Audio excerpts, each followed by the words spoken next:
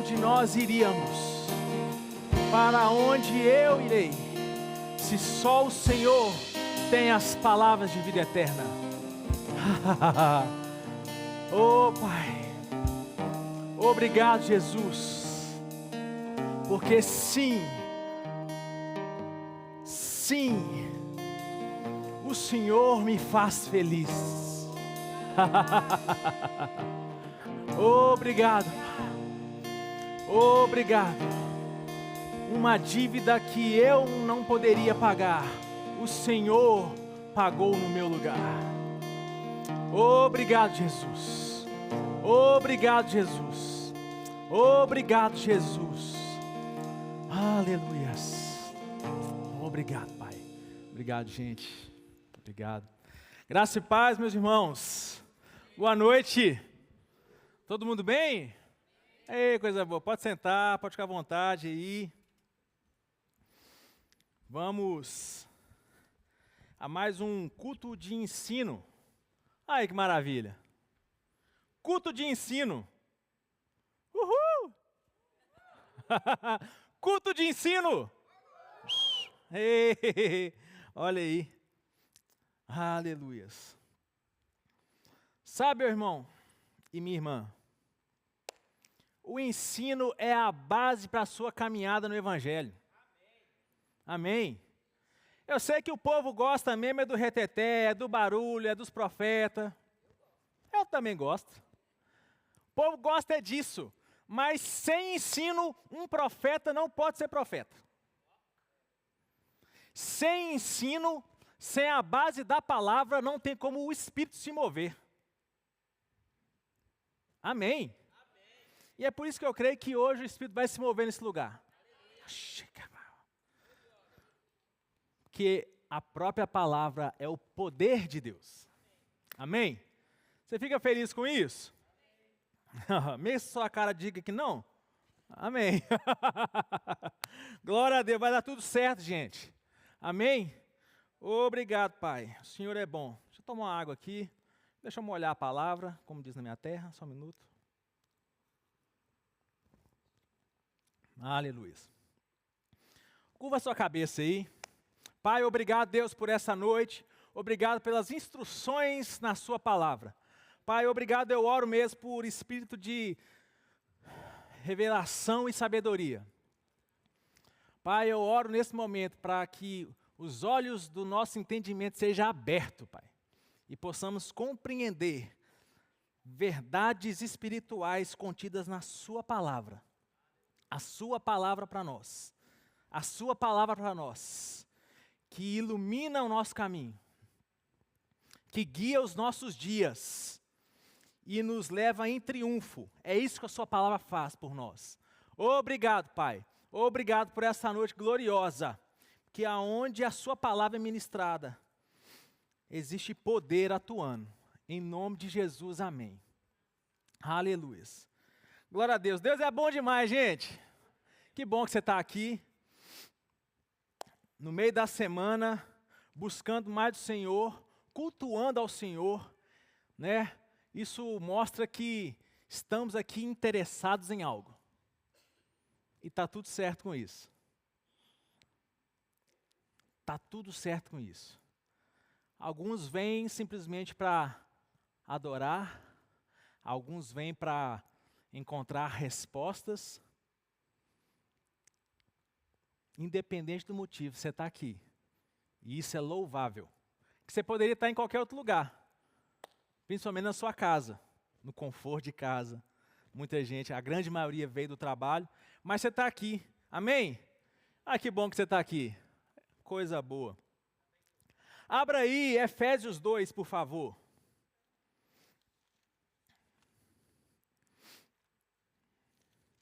Efésios 2, verso 8.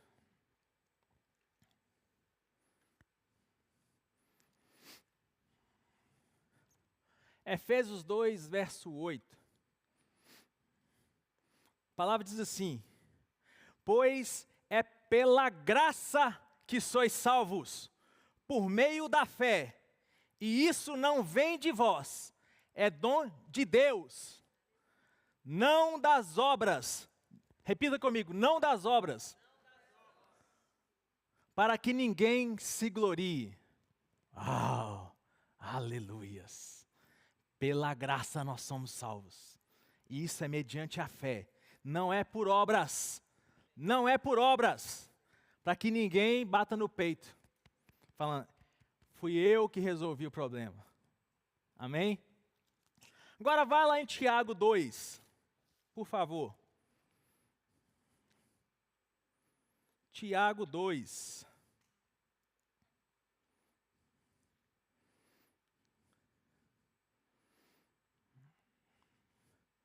Vamos ler alguns textos hoje, até porque você está no culto de ensino. Tiago 2, verso 14. Tiago 2,14 diz assim: meus irmãos, de que adianta alguém afirmar que tem fé, mas não tiver obras? Repita assim, mas não tiver obras. Pode por acaso essa fé salvá-lo? Aleluias. Vamos parar por aqui.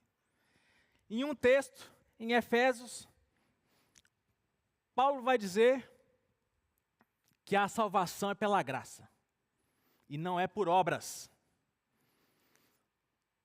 Aqui na epístola de Tiago, Tiago vai dizer que a sua fé sem obras é morta. O que eu faço com essas duas informações, uma diferente da outra?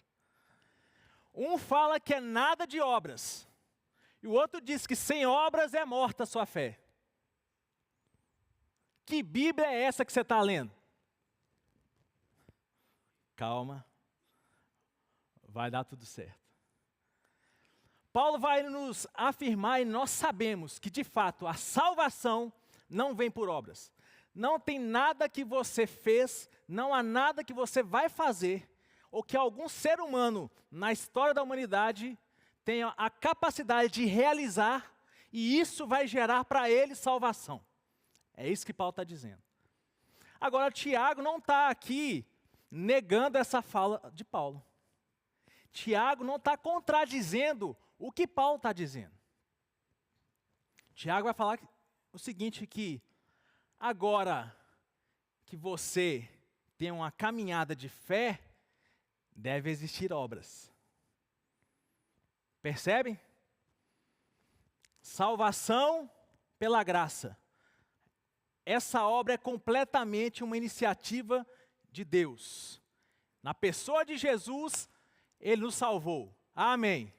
Então é pela graça que nós somos salvos.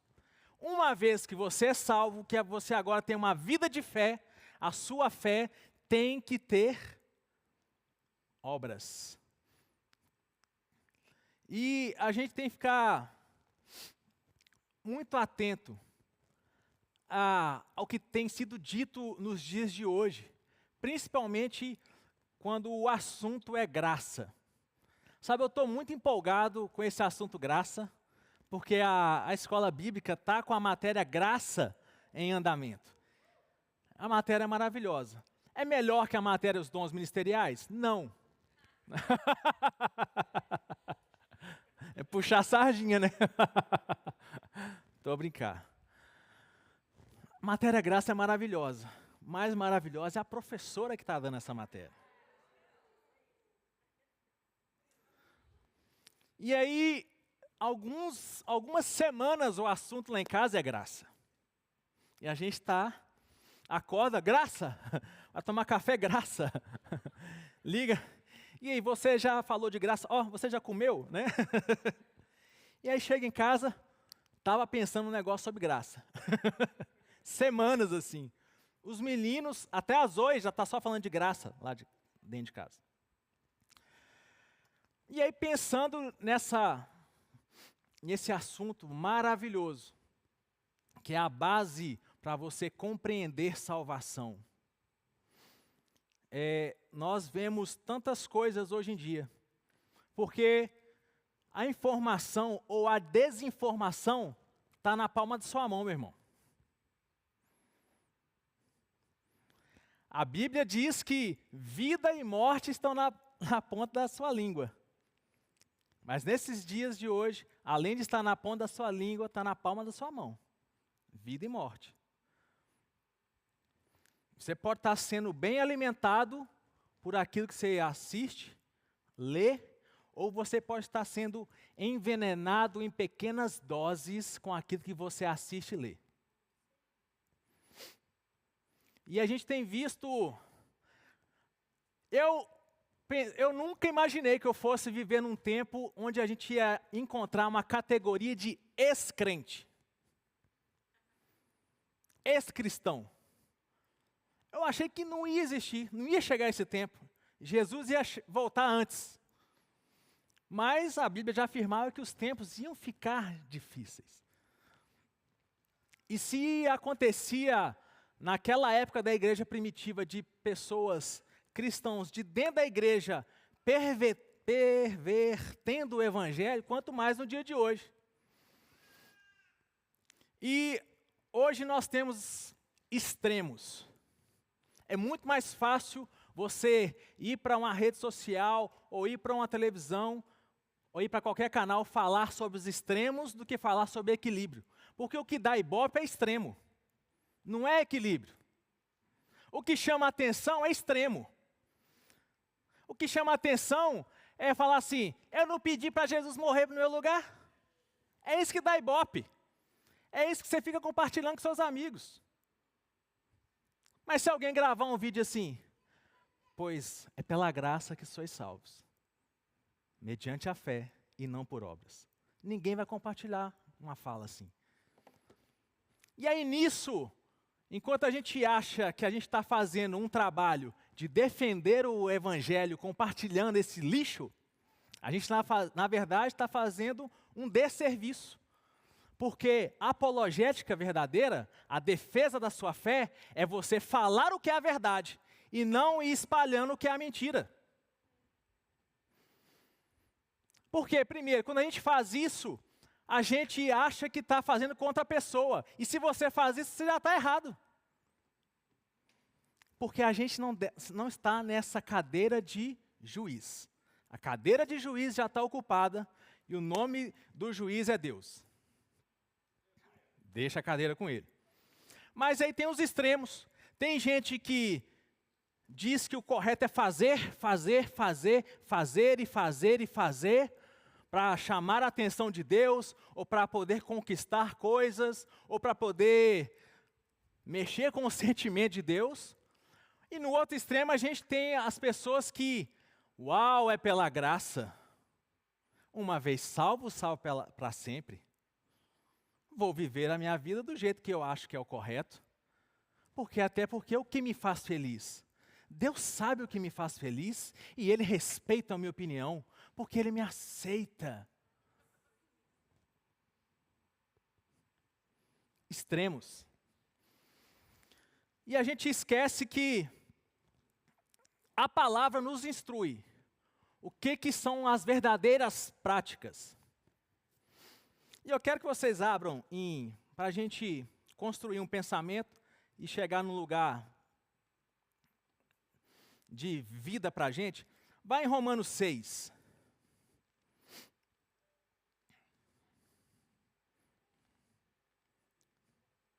Romanos 6. Romanos 6. Olha que texto maravilhoso. A partir do 1. Vai dizer assim, que diremos então? Permaneceremos no pecado para que a graça se torne ainda mais abundante? De forma nenhuma. Nós que morremos para o pecado, como continuaremos a viver nele?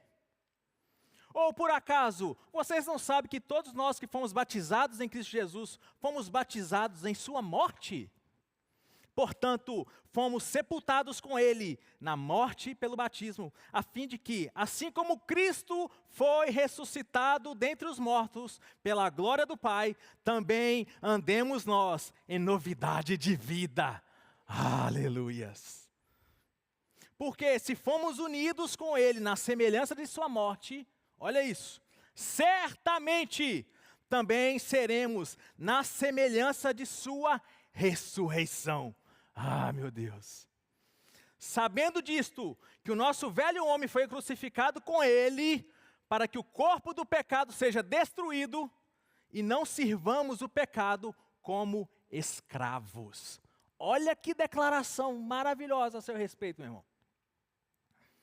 Porque aquele que morreu está justificado no pecado. Se já morremos com Cristo, confiamos que também com Ele viveremos. Sabendo que, havendo Cristo ressuscitado dentre os mortos, já não morre. A morte já não tem domínio sobre Ele. Pois ao ter morrido, morreu de uma vez por todas para o pecado. Mas ao viver, vive para Deus. Olha essa declaração. Se você morreu com Cristo, você morreu para o pecado. E se agora você vive com Ele, você vive para Deus. Assim também considerem-se como mortos para o pecado, mas vivos para Deus em Cristo Jesus nosso Senhor. Não permita, portanto, que o pecado reine em seu corpo mortal, de maneira que não obedeçam às suas paixões, nem tampouco ofereçam os membros do seu corpo ao pecado como instrumentos de iniquidade, mas apresentem-se a Deus como ressuscitados dentre os mortos, e os vossos membros a Deus como instrumentos de justiça. Meu Deus! Só peca quem quiser, gente. Olha a sua realidade aqui. Porque o pecado, olha isso daqui, ouve isso. Porque o pecado não terá domínio sobre vocês, pois não estão sob a lei, mas sob a graça. Sabe o que isso aqui me mostra? Graça para santificação. Tem como ser santo. O que diremos? Pecaremos porque não estamos debaixo da lei, mas sim da graça? De modo nenhum. Não sabeis que, ao vos ofereceis como servos para a obediência, sois servos daquele a quem obedeceis, seja do pecado para a morte, ou da obediência para a justiça? Meu Deus, esse texto não tem como parar não, tem que ir embora nele. Mas graças a Deus, que embora outrora tenham sido escravos do pecado, obedeceram de coração a forma de doutrina a que foram entregues. E uma vez libertados do pecado, vocês se tornaram servos da justiça. Meu Deus do céu. Falo como homem por causa da fraqueza de vocês. Assim como ofereceste os vossos membros para a escravidão da impureza e da maldade, agora oferecei os seus membros para servirem à justiça, visando a santificação. Porque quando vocês eram escravos do pecado, estavam isentos em relação à justiça. Que fruto vocês colhiam naquela época das coisas das quais agora se envergonham? Meu Deus, olha isso! Pois o fim delas é a morte. Mas agora, libertados do pecado e tornados servos de Deus, vocês têm o fruto da santificação e, por fim, a vida eterna. Meu Deus, meu Deus. Porque o salário do pecado é a morte, mas o dom gratuito de Deus é a vida eterna em Cristo Jesus, nosso Senhor. Meu Deus. Olha o que Paulo vai trazer para a gente. Você era escravo do pecado. A graça te alcançou. Você morre com Cristo, por isso o seu pecado também morreu. Quando você ressurge com Cristo, agora você vive para Ele completamente. Agora, o que faz muitos de nós continuarem a andar pecando?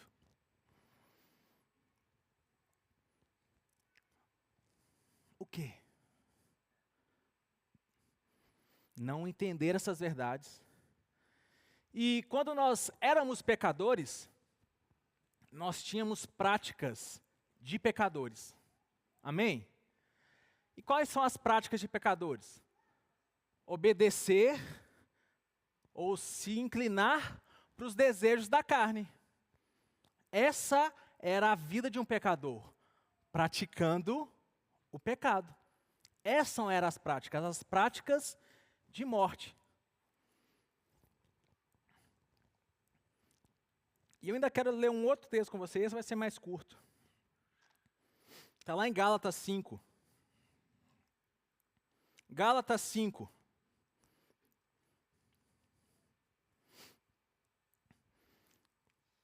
Paulo vem com essa mesma ideia para cima da gente. Vem nos falar basicamente da mesma coisa. Gálatas 5, a partir do 13.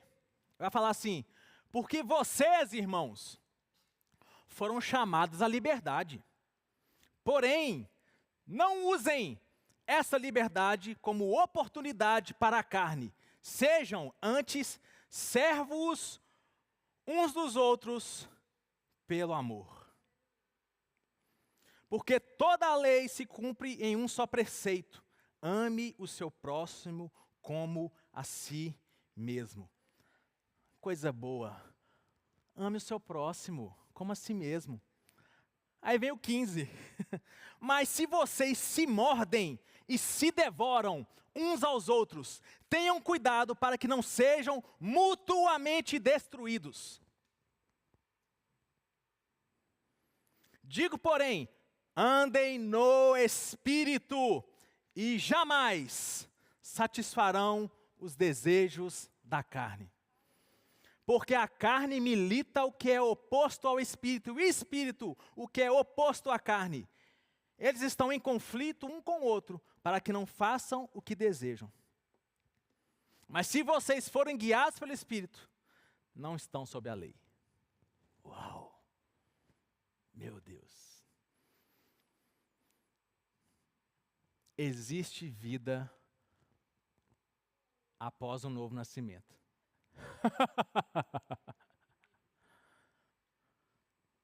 Olha o estilo de vida que o Senhor propõe para a gente.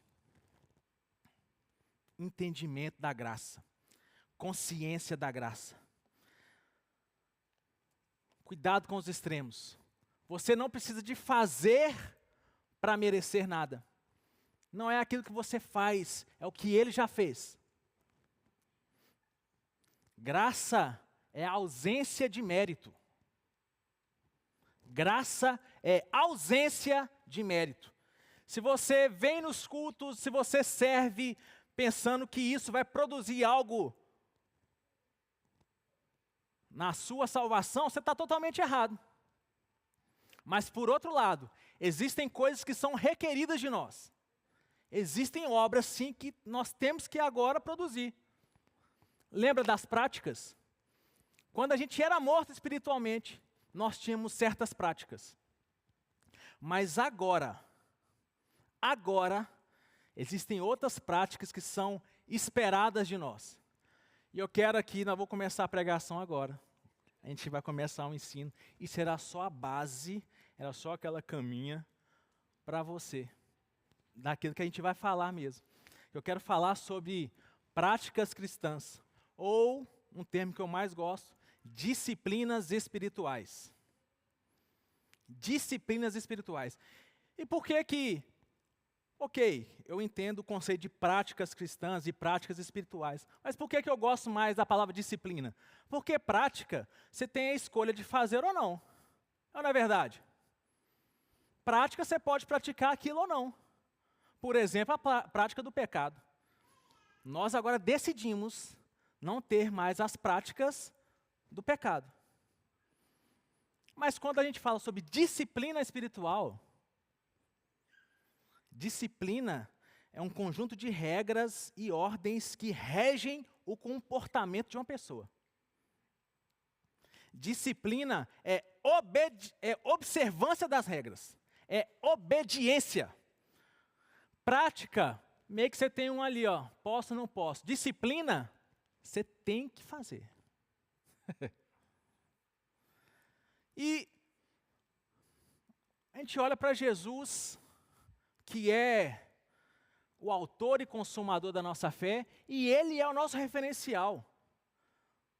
Paulo vai falar certa vez com os irmãos, assim, olha, sedes os meus imitadores, como eu sou de Cristo.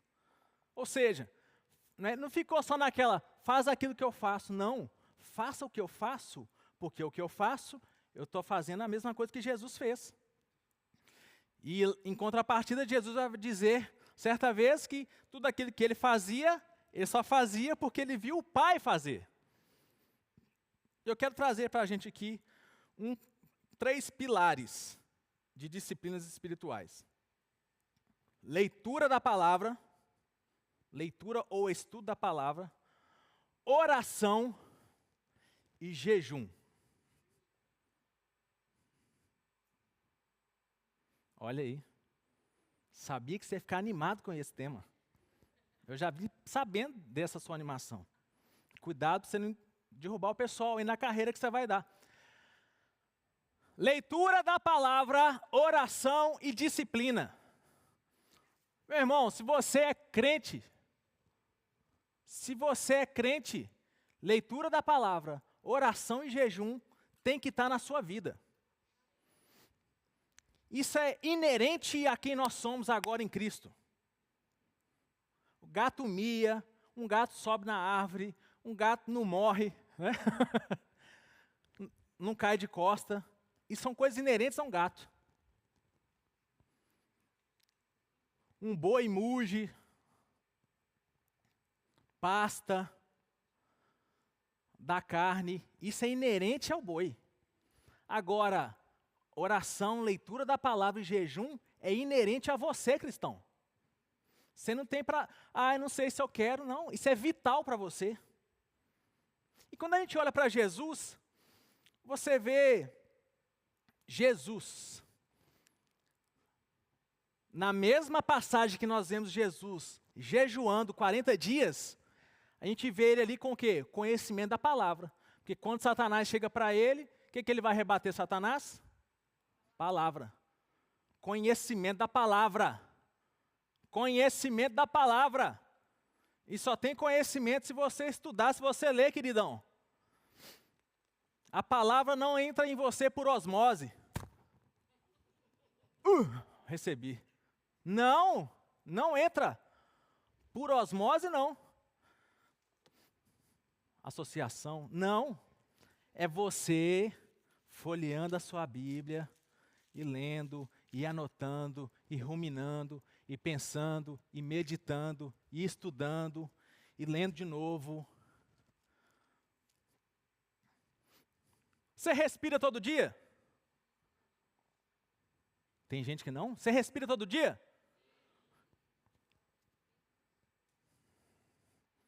É na mesma proporção que você precisa disso aqui, ó. Na mesma proporção. Porque se você fica sem oxigênio, você fica sem vida, você sem a palavra, você não dura nada.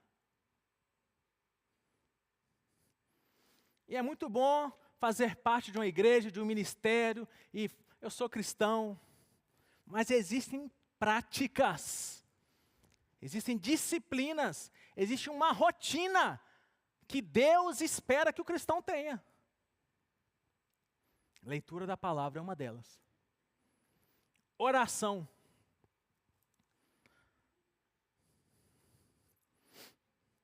Nós vemos aqui, deixa eu ver se o texto é esse. Pode ser então que você não vai escutar o que eu vou dizer, então vamos olhar para Jesus. Mateus 6:9. Jesus fala assim, portanto, vocês devem orar dessa forma. E aí ele vai trazer um esquema, uma estrutura, um esqueleto, uma forma que você deve orar. Ele não pede você para decorar essa oração dele e repeti-la. Ele está te dando aqui, ó. Quando for, faz assim, ó. O esquema é assim. Primeiro você fala com o Pai. Pai, o Senhor está aí. Santificado seja o seu nome. O Senhor é lindo demais. Oh, Pai, o Senhor é tão grande. O Senhor é dono de todas as coisas.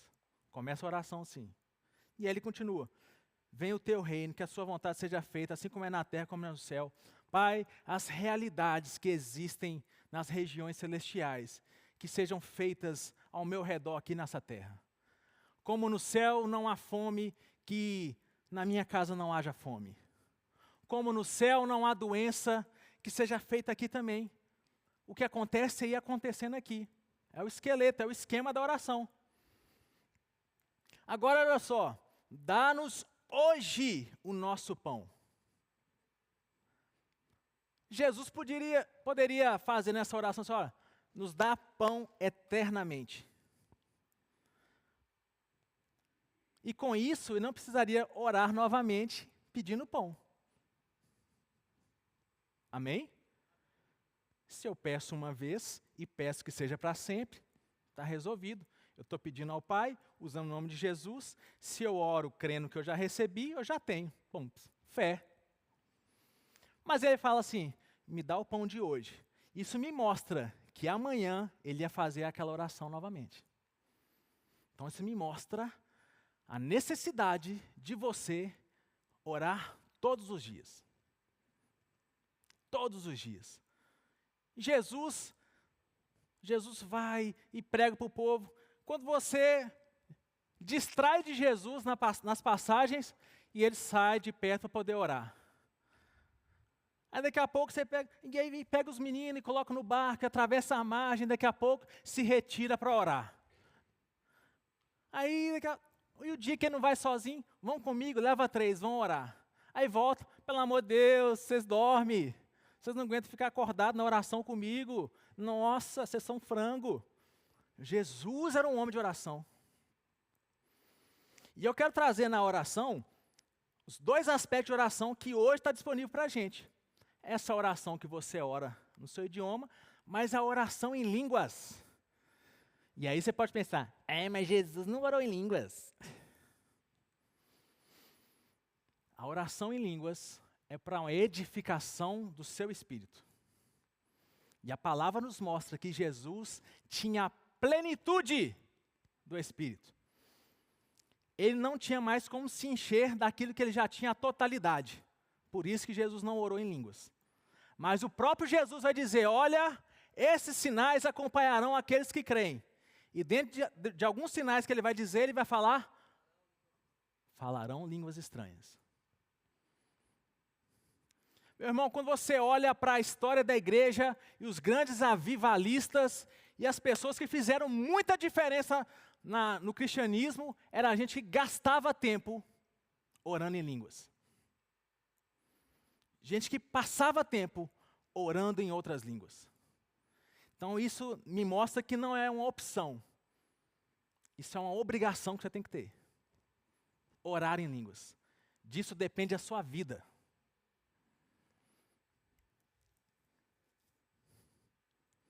E Jesus,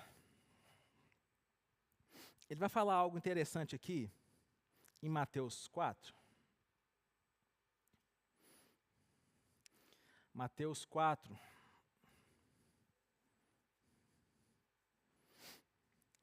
A gente vai ver o que eu citei há pouco. Então Jesus foi conduzido pelo Espírito ao deserto a fim de ser tentado pelo diabo e depois de jejuar por 40 dias e 40 noites, teve fome. Quem não teria? 40 dias. E dentro dessas disciplinas e dentro das práticas do que a gente tem falado aqui sobre leitura da palavra, oração e jejum, eu quero gastar um tempinho aqui, os minutos que me restam, falando de jejum. Sabia que você ia ficar animado com jejum.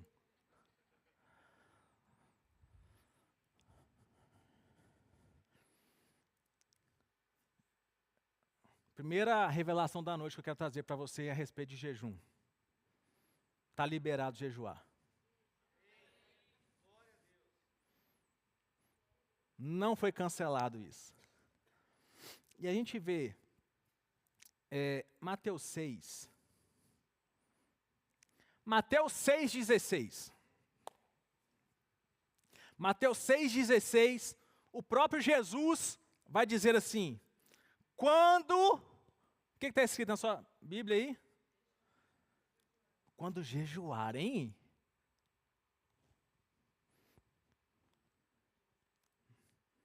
Não está escrito quando derem carreira na igreja, não. Quando cantarem, não. Quando jejuarem. Aqui nós já vemos Jesus falando assim, olha, hoje vocês não jejuam. E ele vai falar isso em uma outra passagem, porque os fariseus vão chegar diante de Jesus e vão falar assim, esses meninos seus não jejuam não. Esses 12 aí, mais o resto do povo que anda com o Senhor, não jejua por quê? E ele vai dizer assim, olha, enquanto eles estão na companhia do noivo, não precisa. Mas o dia que eu for, eles vão jejuar. E aí Jesus vai falar, quando jejuarem, e ele não fala assim, quando vocês acharem que pode jejuar, quando vocês escolhem, não, quando jejuarem, isso me mostra que Jesus esperava que nós jejuássemos. Quando jejuarem, não apresentem uma aparência triste, como os hipócritas, pois desfiguram os rostos para que os homens percebam que estão jejuando. Em verdade, eu lhes digo que já receberam a sua recompensa. Sabe o que ele está querendo dizer com isso aqui? Que naquela época tinha gente que saía fazendo alarde, chegava perto dos outros. Paz do Senhor. Paz do Senhor. O que foi, irmão? Não, está tudo bem. Não, está tudo bem. Estou jejuando. Não me toque. Ele está falando isso. Vai ter gente que vai fazer propaganda dele mesmo, mas ele só está querendo saber. Vai ficar fazendo propaganda de si mesmo, que está jejuando, para quê? Para que os outros falem assim, uau, esse irmão é muito crente. E aí ele vai falar assim, digo que já receberam sua recompensa. Se você faz o que você faz para só esperar reconhecimento e tapinha nas costas, é essa a sua recompensa.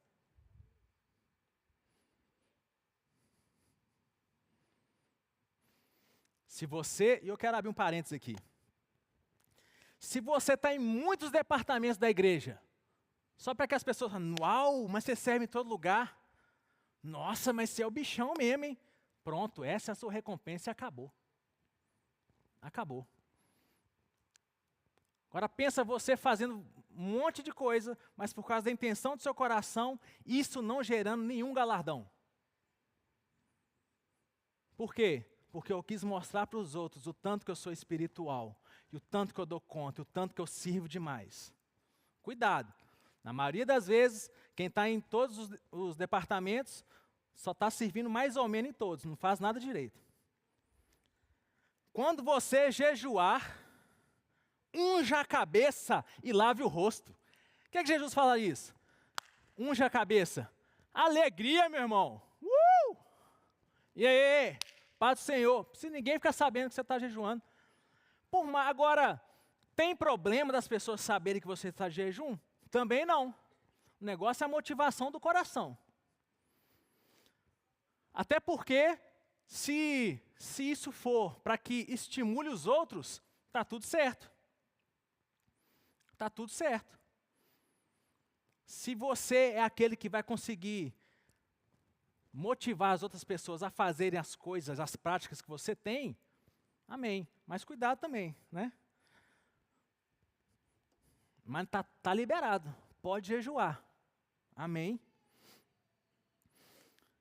Unja a cabeça e lave o rosto, para não dar a impressão de que você está jejuando aos homens, mas ao seu Pai que está em secreto. E seu Pai, que vem em secreto, te recompensará. Meu Deus. Meu Deus. Pastor, estou jejuando. Ah, que bom. Não mudei o meu olhar sobre você. Desculpe lá. Não, pastor. Essa semana eu li a Bíblia todo dia. Amém, irmão.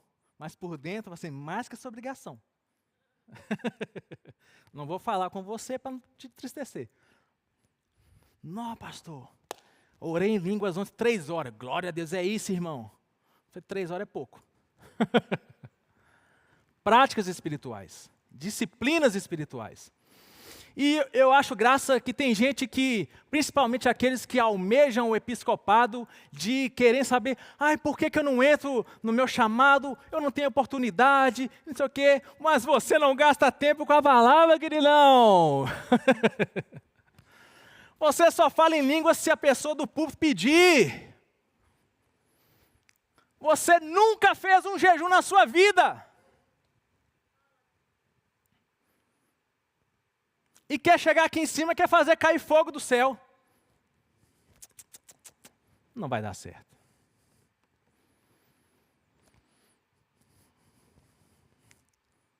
Agora, com relação ao jejum, seja instruído pelo Espírito. Perceba no Espírito como que Ele quer que você faça. Quantos dias, quantas horas. Mas jejum é abstinência. Estou fazendo jejum de quê? De chocolate. Cria vergonha na sua cara. Você está fazendo uma dieta na marra. Essa é a verdade. Você perder esse bucho. Não. Jejum é abstinência de verdade.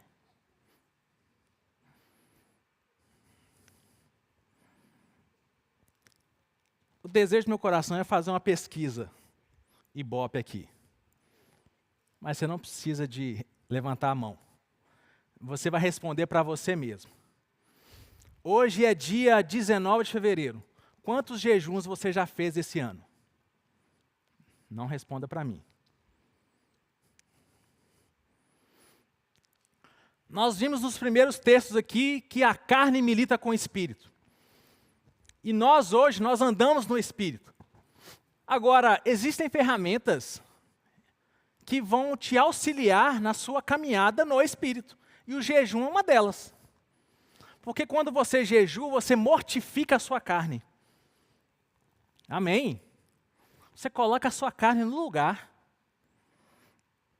Olha aqui a revelação.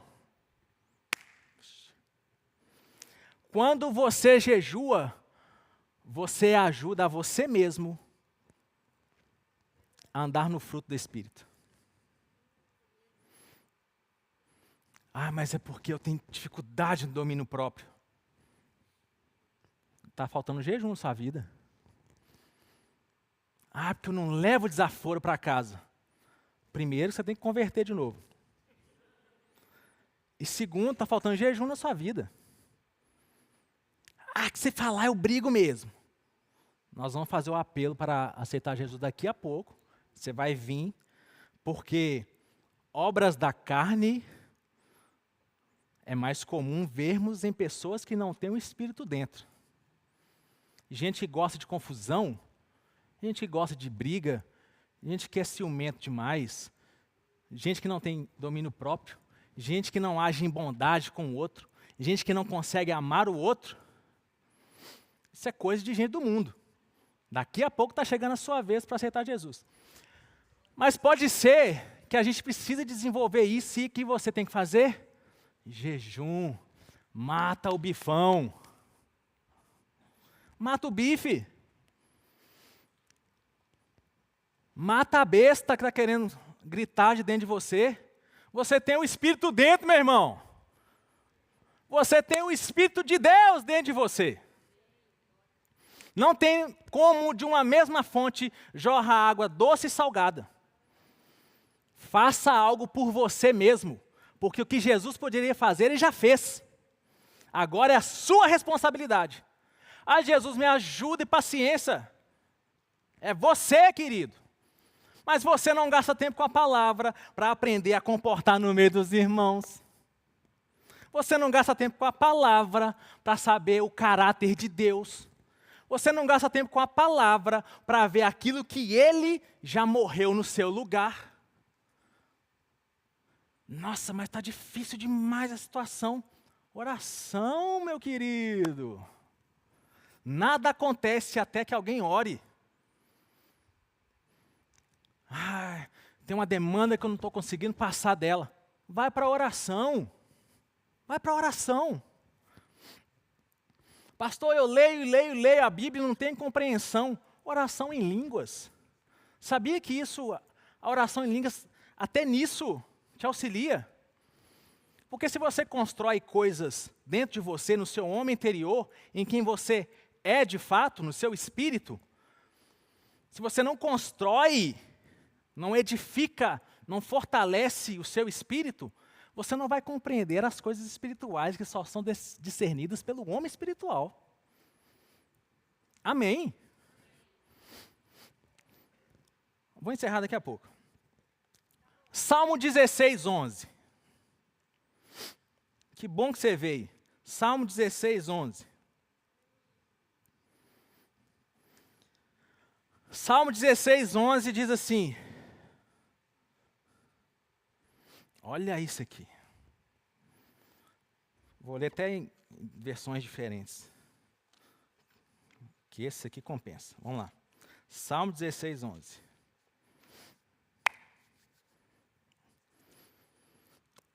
Far-me-ás ver os caminhos da vida, na tua presença há plenitude de alegria. À tua destra há delícias perpétuas. Uau! Outra versão. Tu me farás ver a vereda da vida. Na tua presença me encherás de alegria, com delícias perpétuas à tua direita. Existe um lugar em Deus que você desfruta de deleites, de delícias. Existe um lugar em Deus onde você é completamente satisfeito. E você só vai perceber essas coisas quando você estiver mesmo afinado com o Espírito. Leitura da palavra, oração em línguas, jejuando. Leitura da palavra, oração em outras línguas, jejum. E você começa a perceber coisas em Deus em que você não percebia antes. Um lugar de oração, onde que você tem quase que ser arrancado dali. Sabia que você pode começar um exercício básico no jejum, no domingo de manhã? Levanta, lava o seu belo rostinho, outros não tão belo assim, mas lava seu belo rosto. Lava seu belo rosto, escova os dentes para vir para a igreja. E vem em jejum. Porque no tempo que a gente já está num culto, a gente já está jejuando. Olha aí, ninguém te contou, mas eu sou seu amigo, eu vou te contar isso. O tempo que a gente está num culto, você está em abstinência. Esse momento é só para Ele. Por isso que você pode controlar a sua bexiga durante o culto. Você pode controlar a sua sede louca durante o culto. Meu irmão, 2 horas sem um copo d'água, eu te garanto, você não vai falecer. Mas guarde esse lugar de jejum, de abstinência, de consagração, de devocional a Ele. Comece assim. Às vezes você não consegue fazer um devocional em casa. Você tem a oportunidade do culto para fazer isso. Reverência. Esse momento é só dele. Esse momento não é do meu estômago. Esse momento não é da minha mente. Esse momento é dele. Rendidos a Ele. Disciplina espiritual. Imagina um atleta querendo ser o melhor atleta naquele esporte, mas que não treina durante os dias. A disciplina espiritual é isso, é o ginásio do crente. Leitura, oração em línguas, jejum. Hábito, prática, rendição, um lugar de delícias em Deus. Um lugar onde você vai conseguir perceber coisas que normalmente você não percebe. Eu gosto desse livro, é até a indicação do mês, A Cultura do Jejum, de Luciano Subirá. Ele conta algumas experiências dele aqui, e uma delas é a que ele mais conta quando ele vai falar sobre jejum, que o que é que o jejum faz biologicamente falando. Ele consegue perceber o gosto da água. Quando a água tem um pH mais para cima, um pH mais para baixo, ele consegue perceber o açúcar que existe no limão. Ele está acostumado a jejuar períodos longos há muito tempo. Agora imagine, e ele diz isso, imagina se o jejum causa isso num corpo mortal. Imagina o resultado que isso tem no seu espírito. Perceber no espírito as coisas. Perceber no espírito as coisas. Paulo já disse uma vez, sede meus imitadores como eu sou de Cristo. Então a gente vê que isso é bíblico. E eu quero contar para vocês experiências que eu tenho tido de jejuar. Marcinha não pode mais porque tem outra pessoa dentro dela agora. Mas ela é testemunha. E ela às vezes fala comigo, pega leve. Mas só eu posso te dizer quem eu era antes de jejuar e quem eu sou agora, depois de jejuar. Isso só me mostra quem eu posso ser em Deus, continuando com essa prática cada vez mais frequente na minha vida. Percepção espiritual. Você foi chamado para andar no Espírito. Mas não tem como você andar no Espírito se você só dá alimento para a sua carne. Coloque uma aplicação no seu telemóvel para começar a medir o tempo que você fica em rede social. Se você aplicar metade do tempo que você gasta na rede social com as disciplinas espirituais, vai pipocar a vivalista nesse lugar. Mas é porque a pressão do dia, a rotina, e eu entendo, elas querem fazer com que a sua carne, que a sua mente consuma alguma coisa para te dar, para te relaxar. Mas um lugar onde você relaxa de verdade é na presença. É nele em que nós temos delícias perpétuas. Delícias perpétuas. Delícias perpétuas. Isso me mostra que o nosso Senhor, na presença dele, não se esgota aquilo que satisfaz a gente. Não se esgota. Não se esgota. O Senhor é uma fonte inesgotável. Meu irmão, independente de quanto tempo de crente que você tem, independente de quanto tempo de ministério que você tem, você não viveu quase nada daquilo que Deus tem para você. Eu sei o que eu já vivi em Deus. Eu sei o que eu tenho vivido em Deus. E eu sei que isso não é quase nada. Quase nada. Comparado àquilo que Ele tem para mim. E não estou a falar sobre realização ministerial, em fazer coisas, não. Estou a dizer no lugar nele. No lugar nele.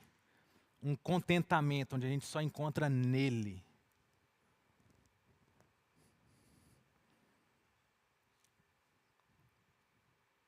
gente está num tempo onde a gente quer saciar as nossas vontades. Saciar as nossas vontades. Mas qual que é a vontade de Deus para a gente? E de repente a gente se